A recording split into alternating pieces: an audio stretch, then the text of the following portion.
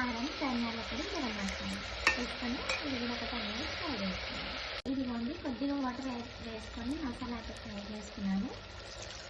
ఇప్పుడు మళ్ళీ వాటర్ వేసుకొని ప్రెషర్ కుక్ చేసుకున్నాము. ఒక 5 to 6 విజిల్స్.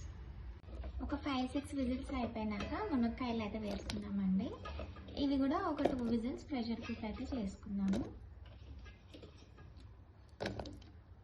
ఇదిగోండి మటన్ అయితే రెడీ అయిపోయింది. మునక్కాయ మటన్ అయితే మునక్కాయ మటన్ చూడండి రెడీ అయిపోయింది.